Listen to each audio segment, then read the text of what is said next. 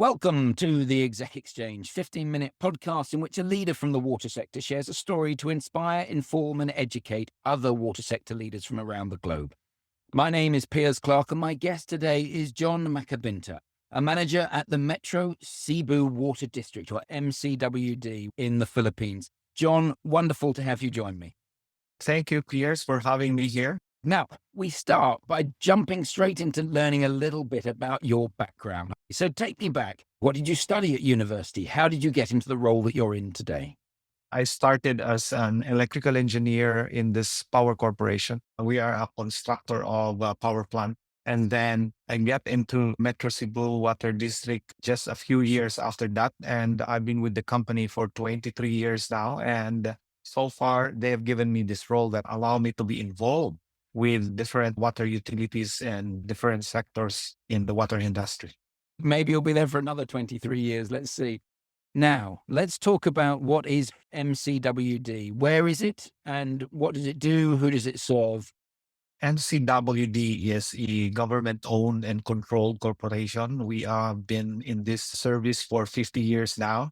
And we've been serving the metropolitan area of Cebu. It's down south of Metro Manila. And we are serving 8 local government units. And 4 of these are cities and 4 municipalities. We are now serving roughly 210,000 service connection. And we are producing 300,000 cubic meters of water per day.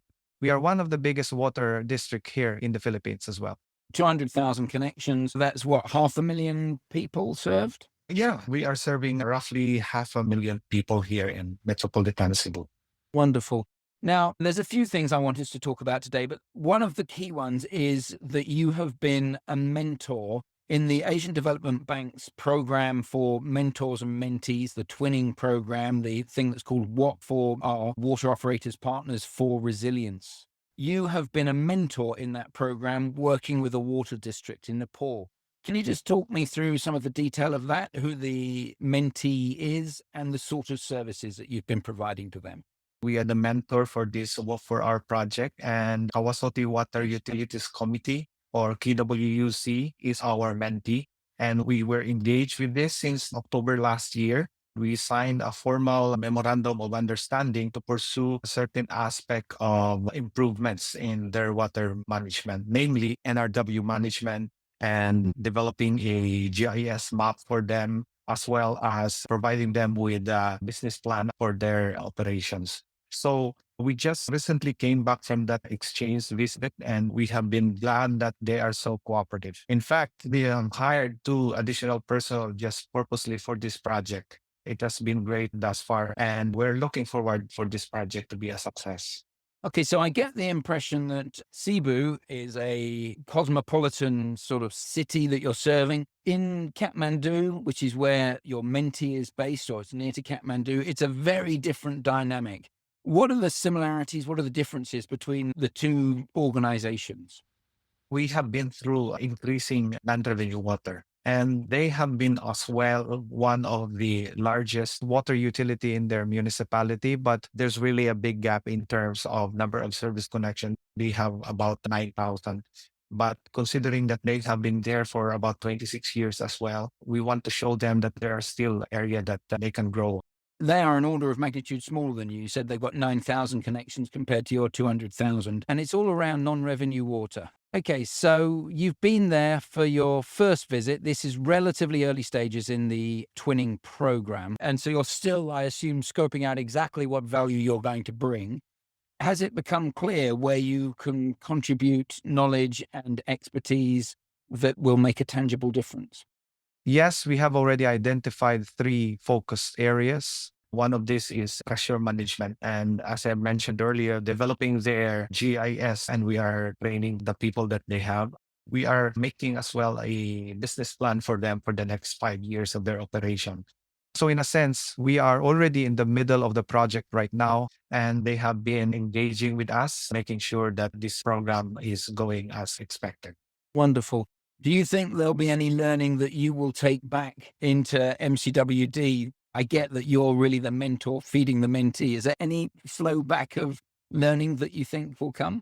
Yeah, if you are a mentee, it doesn't mean that you're the only one teaching these people. We gain so much as well from them, particularly in the way that they are crafting their policies in terms of servicing their people. There are some areas as well that we have learned in terms of gaining some revenue outside of their water tariff. They have these ideas as well that we could use in our water district.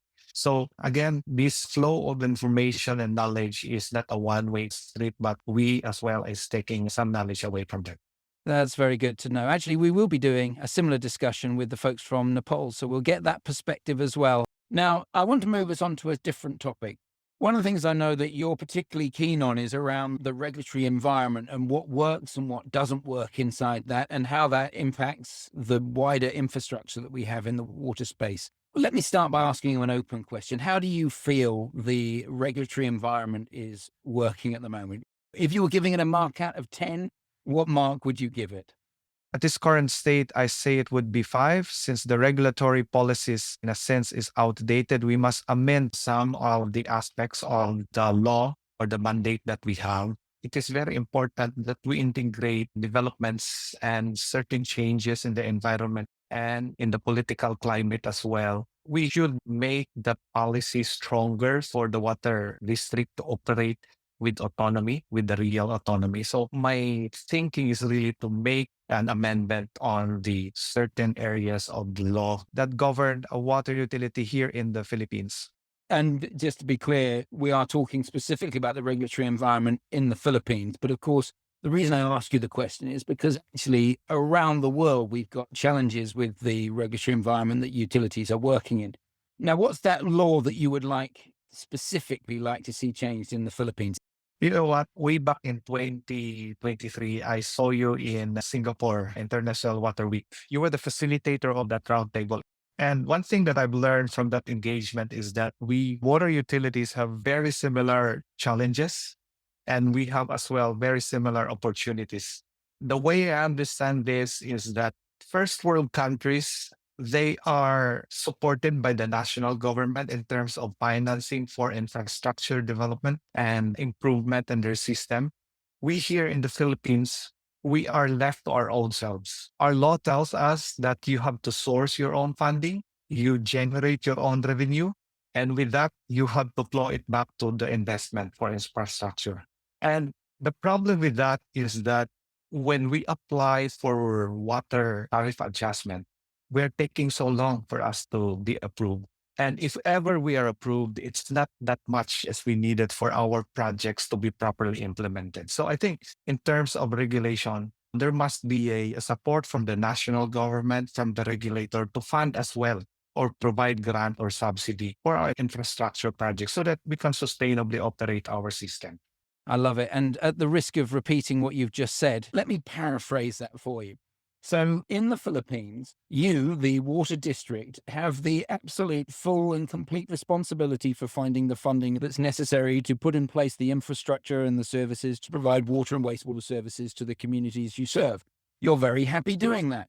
The flip side to that, of course, is when tariffs need to go up, you need there to be political will to actually push those tariffs up. And you've got politicians who keep the water tariffs at uneconomically sustainable low levels, which means that your business model, the very thing that you raised the money for to deliver those services, is now not sustainable any longer. And that you're caught in this terrible dichotomy of raising money to deliver services yet not having any politicians raise the tariffs to enable the business model to work.